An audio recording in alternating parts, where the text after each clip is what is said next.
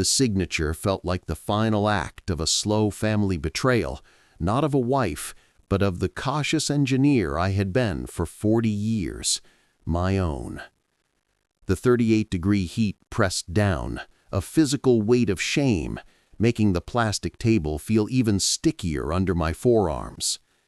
Here, in the el-Khalili bazaar, the air was a thick cocktail of frankincense, tuk-tuk exhaust, and the metallic taste of Sahara sand dust. The noise was a constant 85-decibel assault, the grinding of a nearby metalworker, hawkers shouting, "Yalla Habibi!" to passing tourists, and a distant Amr Diab song blasting from a cafe, all clashing under the harsh sunlight filtered through canvas awnings. "It just doesn't feel right, Dad," Sarah said, her voice tight with concern. Her eyes, so much like her mother's, scanned the document Zahi had left with us. "A guaranteed 40% return on coastal property that isn't even built? It screams scam." I took a long pull from the bottle of Spiro Spatus orange soda. It was warm, the carbonation nearly gone, but it was wet. "Sarah, this is Egypt. Things work differently. Zahi is connected. This is our chance. No more worrying about pensions." The silence that fell between us was heavier than the heat. I saw the shimmer of unshed tears in her eyes, and it felt like a judgment. This wasn't about security. It was about greed, a quiet hunger for some kind of cosmic revenge on a life lived too cautiously. It was my chance to finally win, and I refused to let her pragmatic fear ruin it. What was the point of a lifetime of careful work, if not for a single glorious risk? "He talks a good game," she whispered, pushing a Bisco Misser date bar around on its wrapper. "But what if it's all just talk?" "It's not," I said, my voice harder than I intended. The lie tasted like dust and flat soda. This was my karma, my moment. I wouldn't let it slip away. Across the crowded alleyway, past the feral cats scavenging near a stall selling faux alabaster statues, an old man sat on a stool. He held a fan of lottery tickets, but his eyes weren't on the crowd. They were fixed on us, his gaze unwavering, a silent observer to our quiet, unfolding tragedy. The silence between us was a physical thing, thick and suffocating as the 38-degree Celsius heat. Zahi returned then, navigating the shoulder-to-shoulder crowd with a practiced ease. He clapped me on the back, a gesture of false friendship that made my skin crawl. "Yalla Habibi," he said, his smile wide and white against his sun-darkened skin. He pulled out a tablet, its screen glaring under the harsh sunlight filtered through the canvas awning. "Let me show you paradise." He swiped through renderings of glass-walled villas overlooking a turquoise sea. My earlier unease dissolved, replaced by a greedy hum. This was it. This was my win. I leaned in, mesmerized by the digital promise, the taste of metallic dust on my tongue forgotten. The cacophony of the el-Khalili, the shouting vendors, the distant blare of an Amr Diab song faded into a dull roar. In that moment, there was only the screen and the smooth, confident murmur of Zahi's voice. I felt a slight shift beside me. Out of the corner of my eye, I saw Sarah stand up, her face a mask of disappointment. A deep, familiar sense of shame pricked at me. It was the same look her mother gave me just before the divorce, a look that said I'd failed a fundamental test of trust. Sarah didn't say a word. The emotional weight of her silence was accusation enough. She turned and walked towards a nearby stall piled high with faux alabaster cat statues, each one priced at 150 Egyptian pounds.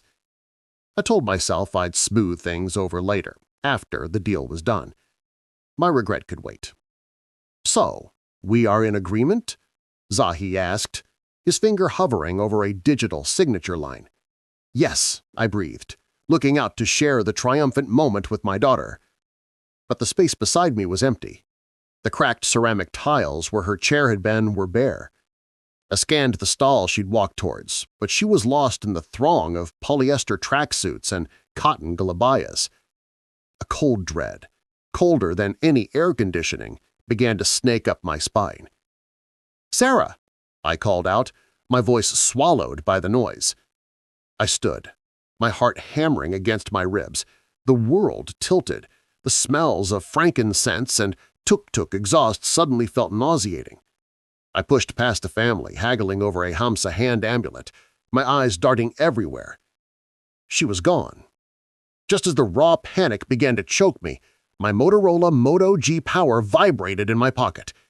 Relief washed over me. It had to be her. I fumbled with the phone. My thumb smeared sweat across the screen. It was a message from her number. But the words weren't Sarah's. They were from Zahi. The investment has a new requirement: 1 million Egyptian pounds for my partner's security. And for Sarah's. The words on the Motorola's screen swam in the harsh 120,000 lux sunlight. 1 million Egyptian pounds. The number felt unreal, an abstraction, but the last two words, "and for Sarah's," were a physical blow. The air, thick with frankincense and the metallic taste of Sahara dust, solidified in my lungs. The 85-decibel roar of the Han el-Khalili, the vendors shouting, the grinding of a metal worker, the distant call to prayer receded to a dull, underwater hum. My world had shrunk to the glowing pixels in my hand. I looked up, my heart a frantic drum against my ribs. The crowd was a river of polyester tracksuits and cotton gilabiyas, a chaotic flow of strangers' lives that had swallowed my own. I saw a woman haggling over a Hamsa hand amulet, a child crying for a warm Spiro-Spathis soda. They were all just faces, impassive and disconnected. I was adrift in a sea of humanity, more isolated than if I had been in an empty desert. My gaze snagged on a sun-baked limestone wall where a faded stencil portrait of Abdel Fattah el-Sisi stared out with cold authority, a reminder of the state's power and my own profound lack of it. This was a brutal life lesson in helplessness. Then, for a single jarring second, my eyes met another's, the old lottery ticket seller. He stood near a stall selling Bisco Misser date bars, his gaze steady and knowing. It wasn't pity, it was something else, something that registered deep in my panicked mind before he turned, melting back into the throng as if he were never there. The crushing shame of my family betrayal washed over me.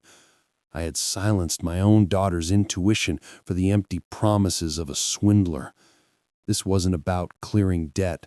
It was about greed. This emotional gut punch was my reward. The weight of my regret was absolute, a suffocating anchor in the 38-degree heat. I tried to call her name, but only a dry rasp escaped my throat, swallowed by the uncaring noise of the bazaar. My Motorola phone buzzed against my sweat-drenched palm, a violent, angry vibration. Zahi. The screen showed one bar of flickering 4G LTE. I swiped to answer. "Hayes?" I croaked. His voice was a digital storm of static and dropped packets. "The arrangement, not as planned. Get the funds. Wait for—" The connection fractured, spitting out a final metallic syllable before dying completely. The call was gone. Get the funds. That meant Sarah was still a commodity, a thing to be traded. Panic, sharp and absolute, propelled me out of the bazaar. I shoved past a man in a polyester Adidas tracksuit and flagged down the nearest Piaggio ape tuk-tuk. The driver, a kid no older than 20, grinned. "Yalla habibi!" he yelled over the blare of an Amr Diab song, and we lurched into traffic. The world became a nauseating blur of sun-baked limestone, exhaust fumes, and the constant percussive roar of the city. I was just another tourist, a mark, invisible in my terror. Back in the hotel room, the air conditioning was a gift from God, but the silence was an accusation. I collapsed onto the edge of the bed, the cheap fabric scratching my skin.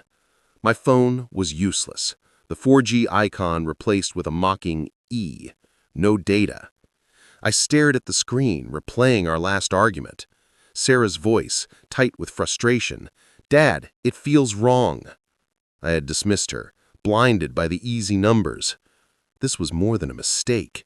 It was a fundamental family betrayal, a sin born from the same selfish impulse that had poisoned my marriage and ended in divorce. Zahi's entire life story, his tales of hardship and supporting a secret family back in his village, all of it had to be a meticulously constructed lie, and I had bought every word. The room's power flickered. The lights buzzed, died, and plunged the room into a suffocating 38-degree darkness.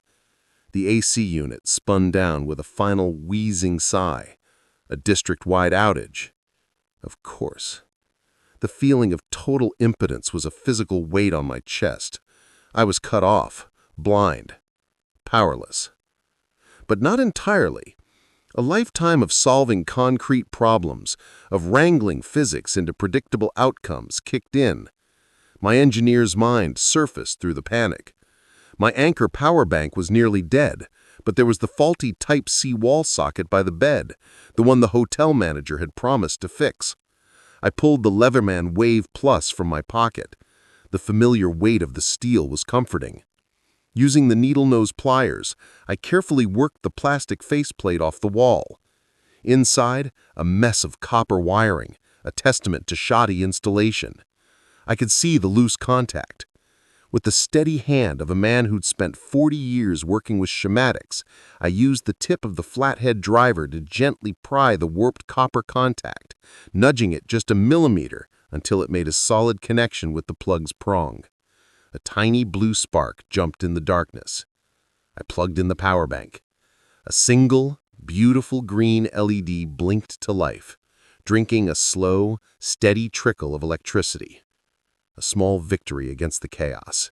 A single point of light in an ocean of dread. The single green LED on the power bank was the most beautiful thing I'd ever seen.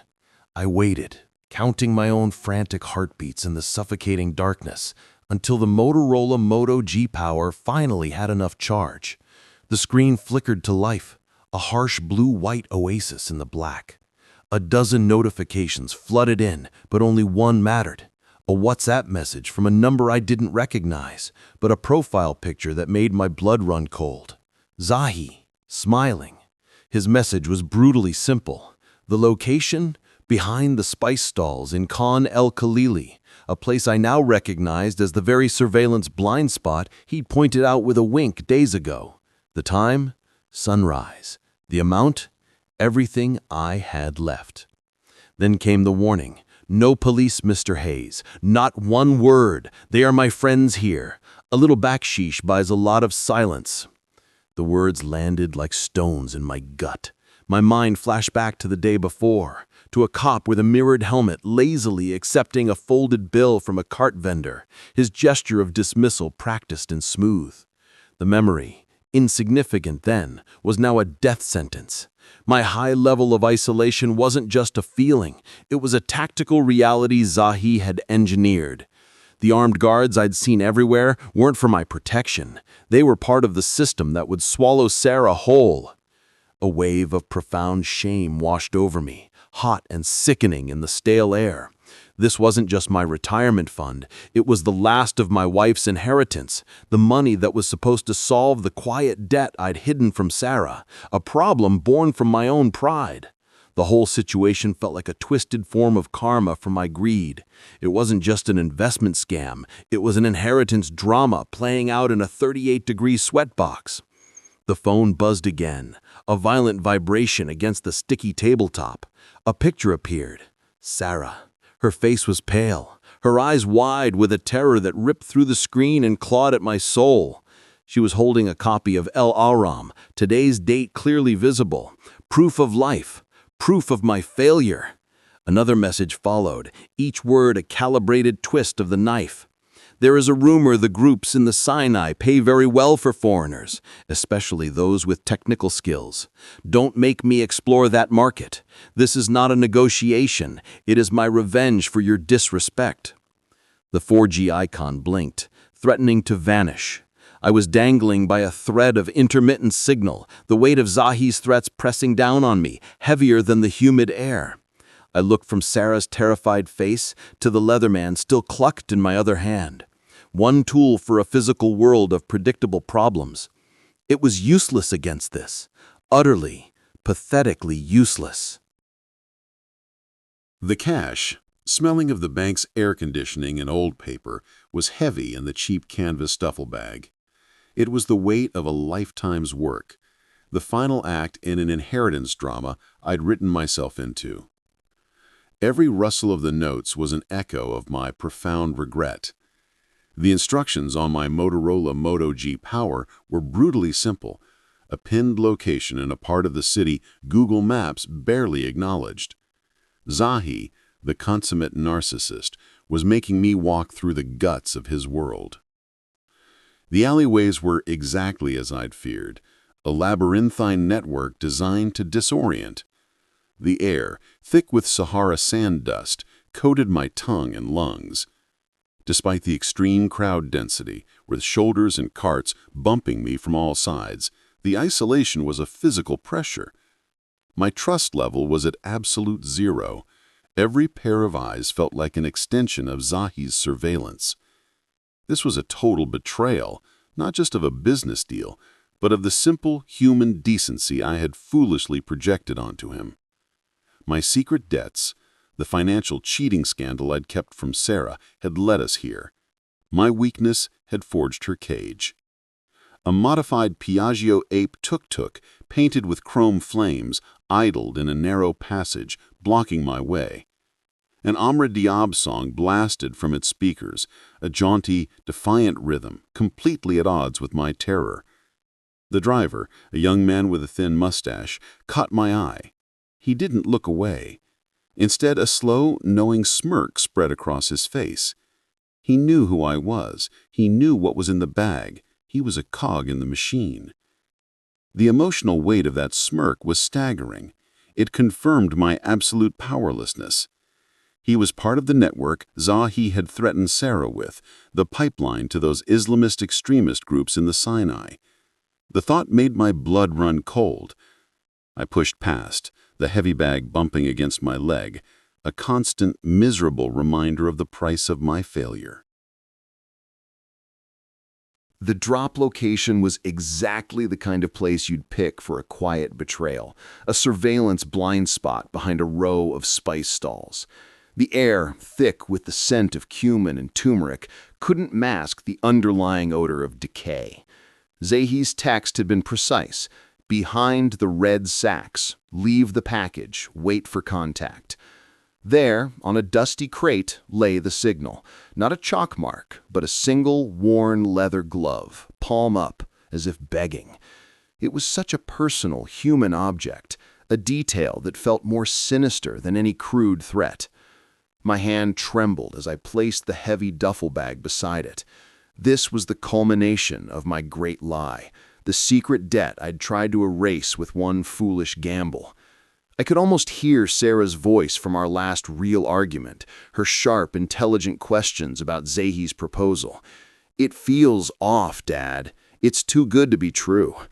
I had dismissed her, blinded by shame and the desperate need to fix my own mess. This whole venture was supposed to prevent any inheritance drama, to leave her a legacy, not a ransom note. My life story had devolved into this sordid transaction in a foul-smelling alley. The rumor of Zahi's connections was now a terrifying reality, paid for with my daughter's freedom. I backed away slowly, my feet clumsy on the uneven tiles. My phone vibrated in my pocket. A text? A call? I fumbled for it, but the screen showed only one bar of 4G LTE, the connection too intermittent to load anything. A new wave of isolation washed over me. I felt for the familiar weight of the Leatherman multi-tool in my other pocket, a relic from a life where problems were concrete and solvable. Here, it was just dead weight. From a narrow gap between two buildings, he appeared, not a hardened thug, but a boy, no older than 10, wearing a faded football jersey. His eyes, wide and serious, met mine for a fraction of a second before he darted forward. He grabbed the bag, his small frame straining against the weight, and then he was gone, swallowed by the labyrinth. I was left with nothing but the echo of his footsteps and the single glove on the crate. A cold dread filled my stomach. I had no idea if I'd just paid a ransom or been the victim of the world's cruelest mugging. Sarah's life hung suspended in that terrible silent void. The silence in the alley was a physical weight pressing in on me. The single glove on the crate was a stark monument to my failure. My Motorola Moto G Power 2022 suddenly shrieked, a piercing, tinny ringtone that made me jump. An unknown number. My thumb shook as I answered, the weak signal crackling with static. "Mr. Hayes?" The voice was smooth, impossibly calm. "Zahi." "Where is she?" I rasped, my voice a dry shred of sound. "I did what you said. I gave the boy the money." A low chuckle echoed down the line, a sound of pure, liquid condescension. "Congratulations, Mr. Hayes. You have proven you are a serious investor." My mind stalled. What are you talking about? It was a test, a security drill run by my partners, a little piece of theater to confirm your commitment. The rumor of my connections is not for street thugs, but for men of substance. We had to be sure. I leaned against a rough, sun-baked brick wall, my knees threatening to buckle. The world tilted, the foul smells of the alley fading into a dull background hum. A test? A drill? The words didn't compute. The sheer, gut-wrenching terror of the last few hours had been a performance? "Your daughter," Zahi continued, his voice dripping with false warmth, "is perfectly safe. She is waiting for you now at your hotel, probably wondering why her father is late. Welcome to the family, Habibi." The relief that washed over me was so violent it felt like a physical blow. It struck me in the chest, forcing the air from my lungs in a ragged sob. Tears, hot with shame and release, streamed down my face. I thought of my late wife's mother, what she would have said about this idiotic gamble, the sheer disgrace of it all. But the shame was dissolving, replaced by a giddy, intoxicating triumph. There was no betrayal. It was an initiation. I had passed. "Go, Mr. Hayes. Your daughter is waiting." The line went dead. I stumbled out of the alley, blinking in the harsh sunlight. The chaotic symphony of the bazaar returned. I saw the armed security personnel stationed near the mosque, their presence no longer a source of fear, but a confirmation of the world I had just entered, a world of power and high-stakes tests. The potential for revenge against an unseen enemy evaporated. I wasn't a victim. I was a partner. I had won. My Motorola buzzed in my trembling hand, a frantic vibration against my sweat-slicked palm. It was Zahi again. I almost dropped it, fumbling to answer, my voice a raw croak. "Mr. Hayes." Zahi's voice was impossibly smooth, a layer of honey over cold steel. It was the sound of absolute control. "I trust you are recovering. A necessary unpleasantness, I assure you." "My daughter," I gasped, leaning against a stall selling garish Hamsa hand amulets. "Is fine," he cut in, his tone dismissive of my panic. He wanted to talk business. "I am closing the final details from my secure office now. The security precautions here are extreme, you understand. With the ongoing troubles in the Sinai, one cannot be too careful. The ROI on this deal will be magnificent, Bob. You made the right choice. You showed that you have the stomach for this world." Gratitude, thick and cloying, choked me. The shame of my earlier tears was replaced by a surge of pride. He was confiding in me, treating me as an equal. I had passed the test. This was the life lesson I'd been missing, the one that separated the sheep from the wolves. The need for revenge had been a fool's errand. These were my partners, my new secret family. "Thank you, Zahi. Thank you," I stammered, the words feeling pitifully inadequate. "I understand. I place my complete trust in you." "As you should. Now go. Your family is waiting." The line went dead again. I shoved the phone into my pocket and plunged into the throng. The crowd density was immense, a river of bodies I had to fight my way through. Each bump and shove felt like a personal assault on my frayed nerves. The isolation was staggering. I was a man with a profound secret, moving through a world that had no idea of the stakes I was now playing for. My legs were weak, my body screaming for rest, but I pushed on, fueled by a manic energy. The nightmare was over. I had to get to Sarah, to hold her, to explain that her father wasn't a fool, but a player in a game she couldn't possibly comprehend. I burst through the hotel's revolving doors, the blast of refrigerated air a physical shock. The marble lobby gleamed, cavernous and quiet, worried away from the bazaar's chaos. Armed security personnel stood near the entrance, their presence suddenly more menacing than reassuring. My heart hammered with a triumphant rhythm. I was a victor returning from the battlefield. I scanned the plush armchairs, expecting to see Sarah looking up from her phone, a mix of relief and annoyance on her face. She wasn't there. A flicker of irritation. Had she gone to the pool? I strode to the front desk, my steps echoing. A young man with a pristine uniform and a practiced smile looked up. "Can I help you, sir?" "My daughter, Sarah Hayes, room 714. Has she been down here? Maybe asked for a new key?" He tapped on his keyboard, the clicks loud in the silence. His brow furrowed slightly. "I am sorry, sir. We have no record of Miss Hayes returning to the hotel since you both left this morning." The words hung in the sterile air. A lie. It had to be a lie. My mind refused to process it. "No, that's not right. We separated. She was coming straight back here." My voice was tight, defensive. He offered another empty smile. "Perhaps she was delayed. The traffic, you know." My trust in this place, in anything, was evaporating. I snatched the key card from the counter and turned toward the elevators, a cold dread beginning to seep into the cracks of my elation. The ride to the 7th floor was an eternity.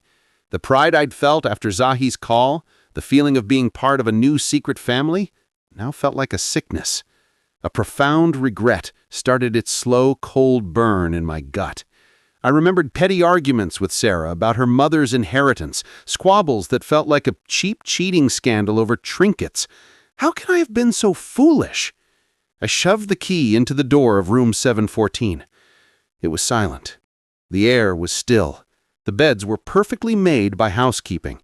And there, on the polished wood of the desk, next to her copy of a Cairo guidebook, sat the Bisco Misser date bar she'd bought hours ago.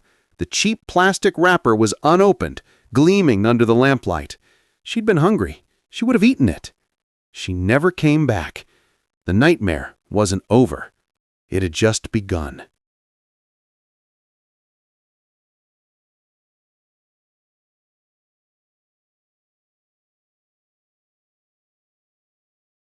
The buzzing of my Motorola on the desk was a physical assault.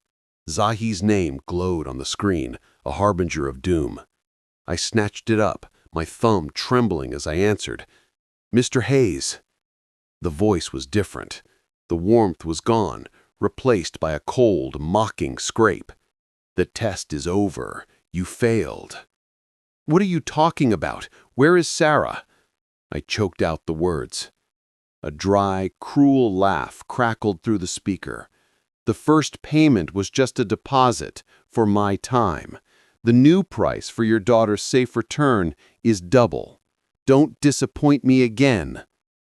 A notification pinged. I pulled the phone from my ear and saw a photo. It was Sarah.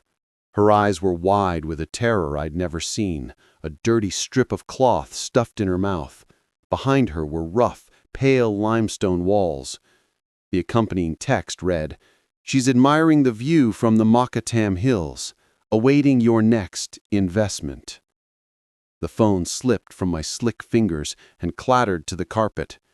My legs gave out, and I collapsed onto the edge of the bed, the world dissolving into a nauseating blur. The glare from the bedside lamp felt like an interrogation light, exposing the depth of my shame. I remembered the ugly fights, the bitter inheritance drama after my wife died, arguments over furniture and bonds that felt like a cheap substitute for grief. It was a poison that nearly cost me my daughter. This trip was meant to be the antidote, a celebration after her first wedding was ruined by a man who didn't deserve her, and now I had led her into something worse. This was a life lesson delivered with a sledgehammer. I crawled on the floor, grabbing the phone. My first instinct was to call the police, but Zahi's words echoed, "Don't disappoint me again." A threat, a promise. My mind raced, trying to calculate the new sum, the logistics of a transfer that large. It was impossible. He knew it was impossible. This wasn't about money anymore. This felt like personal revenge. But for what?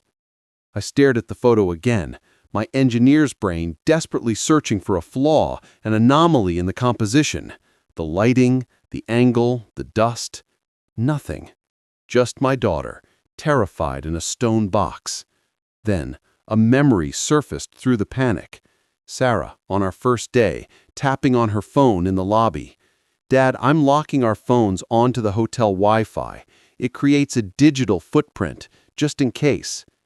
I dismissed it as her usual millennial paranoia. Now, it was the only thing I had. With shaking hands, I navigated to the hotel's guest portal, a page I'd only used to check my bill. I found the network settings, a list of connected devices. 2 were listed for room 714, Bob's Moto G Power and Sarah's iPhone. I tapped on hers. A simple log appeared. Last activity, 58 minutes ago. Disconnected from network. 58 minutes. The Makatam Hills were a 45-minute drive in the best of traffic.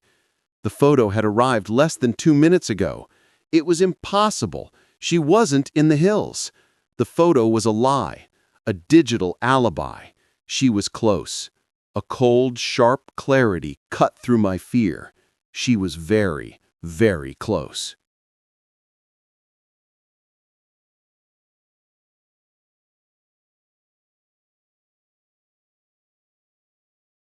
The hotel lobby felt like it was shrinking, the air thick and unbreathable.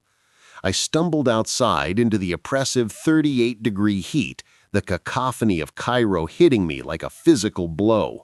Horns blared, a nearby vendor shouted, "Yalla Habibi!" and the air tasted of dust and exhaust. I sank onto a wrought iron bench near a dying bougainvillea, my body trembling with a toxic cocktail of adrenaline and despair. The knowledge that Sarah was close was a flickering candle in a hurricane of fear. My hand, slick with sweat, fumbled in my pocket and closed around the scarab beetle amulet I'd bought for Sarah in the Khan el-Khalili. It was made of soapstone, intricately carved. As I clutched it, a strange, low warmth bloomed in my palm, a subtle vibration that seemed to cut through the noise. It wasn't magic, it was a focal point. My engineer's brain latched onto it.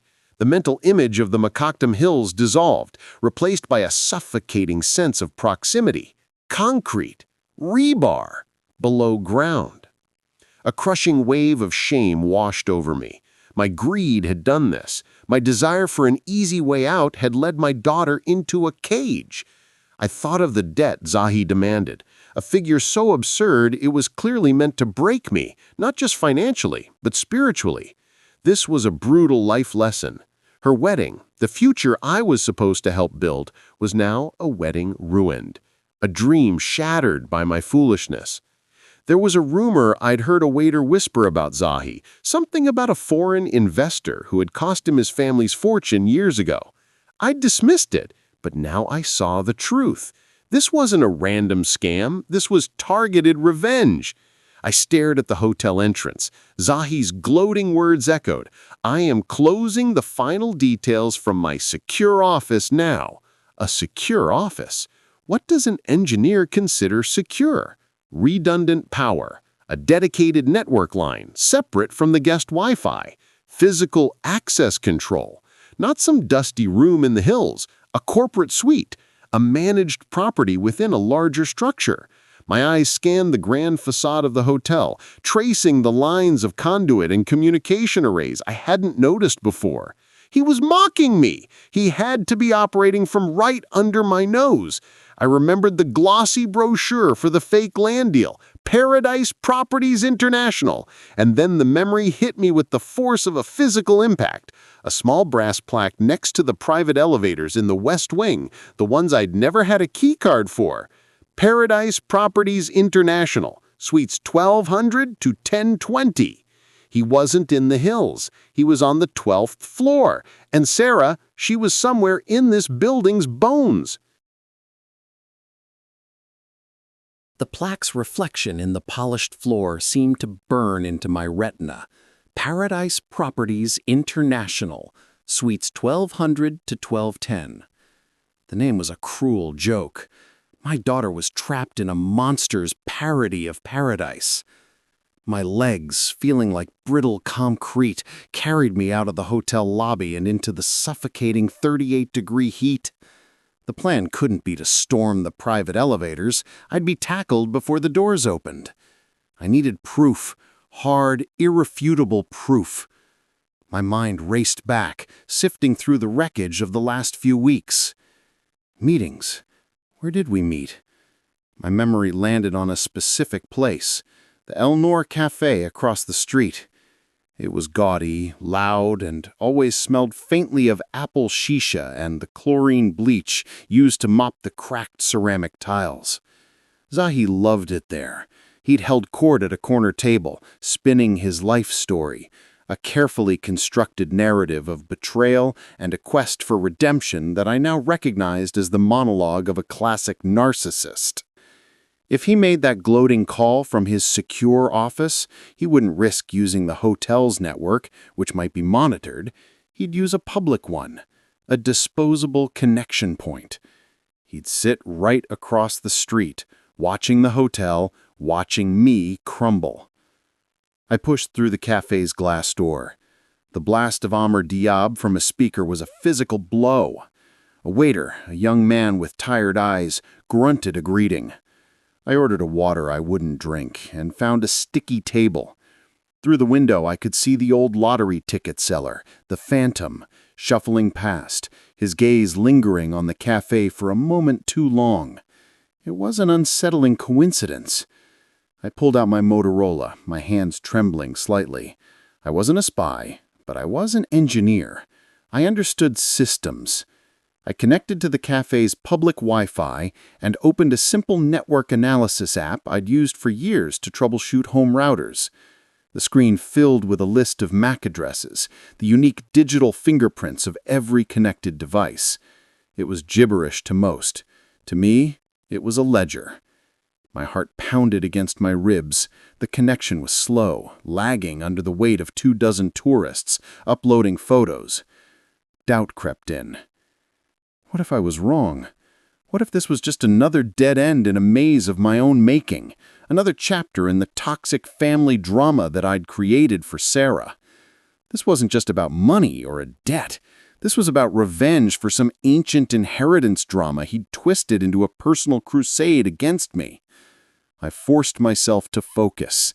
I pulled up the router's connection log, filtering by the exact time of Zahi's call. 14:32. The list shrank to 3 devices. 2 were iPhones. The third was an Android device named the Phoenix. Zahi, rising from the ashes of his imagined ruin. The signal strength was minus 45 dBm. He had been within 15 feet of where I was sitting. A phantom signal named Prisoner Relay flickered on the list for a second, then vanished. A ghost in the machine I couldn't comprehend. But it didn't matter. I had him. He wasn't in the hills, he was here. The lie was the first brick I could pull from his wall, and I would bring the whole thing down on his head.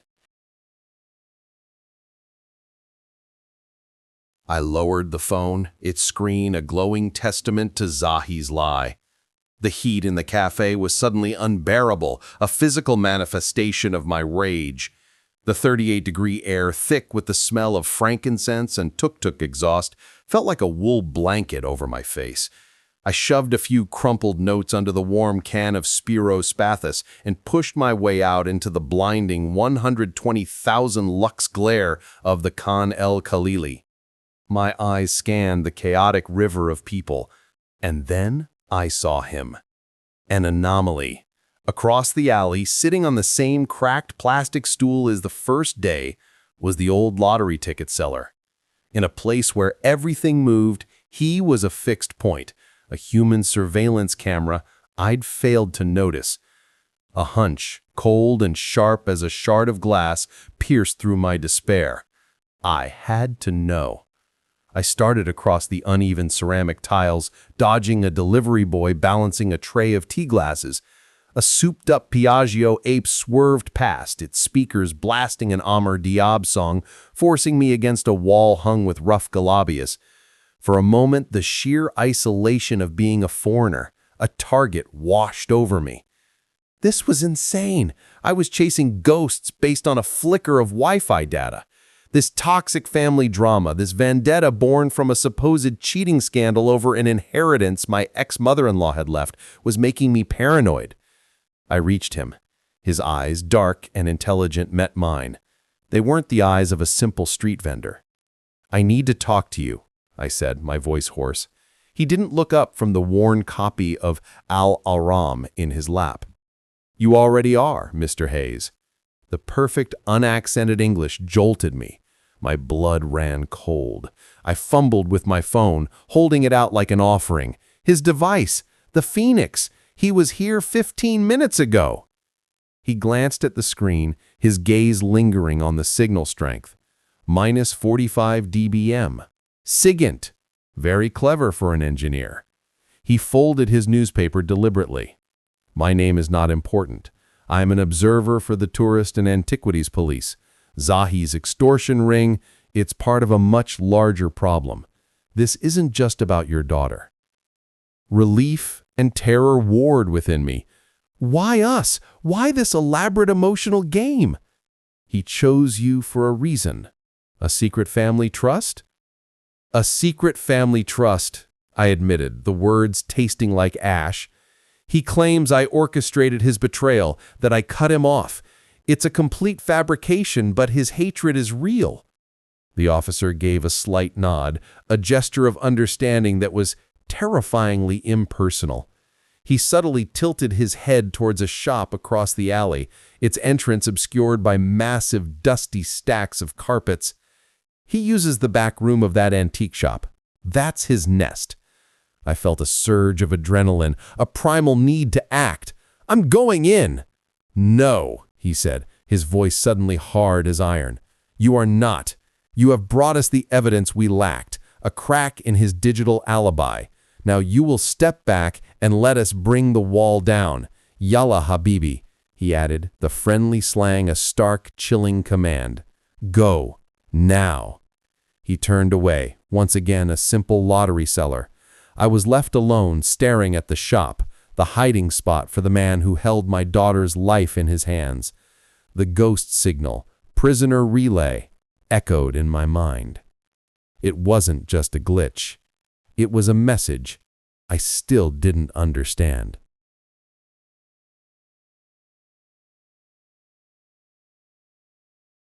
I stood rooted to the cracked ceramic tiles, the officer's casual "Yalla Habibi," a branding iron against my panic.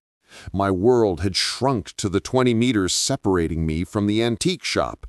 Dust, thick with the scent of frankincense and exhaust, coated my tongue. Every shadow seemed to mock me, a canvas for my worst fears. Was this another lie, a more complex level of the game? The shame of my initial greed felt like a physical weight, a sickness in my gut. This was my fault. Minutes stretched into an eternity. I watched a feral cat stalk a discarded piece of flatbread, its movements more decisive than my own. Then, an out-of-place sound cut through the bazaar's cacophony. A single, clear whistle, mimicking the call of a hoopoe bird. It was the signal. Men who moments before were haggling over trinkets or sipping tea moved with a fluid, predatory grace. They converged on the shop, their polyester tracksuits and worn galabias belying their purpose. There was no shouting, just a silent, coordinated breach. Then the sound I dreaded. A single, sharp crack. Not loud, but it punched through the noise of the market and straight into my heart. It was a Beretta 92 FS. I knew the sound. All promises I made to the officer evaporated.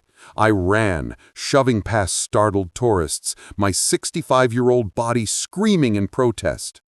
I burst into the shop. The air was a toxic mix of cordite and thousand-year-old dust. A large man lay on the floor, a plainclothes officer's knee in his back, his pistol kicked a few feet away. Zahi stood near a back wall, his face a mask of disbelief. But I didn't care about them. "Sarah!" A muffled sob came from behind a towering stack of rolled carpets. I scrambled over fallen pottery, my hands shaking, and there she was, curled into a ball, dusty but blessedly unharmed. Her eyes met mine, and the emotional dam inside me broke. I pulled her into my arms, inhaling the scent of her hair, the only real thing in this nightmare. As I held her, I saw an officer kneeling, using tweezers to carefully place a single brass shell casing into an evidence bag. Under the shop's dim light, I saw the custom marking on its base, a tiny, stylized scarab beetle. This wasn't just about our family trust, about the rumor and betrayal Zahi had manufactured. This was bigger. This was his signature. They led him past us in cuffs.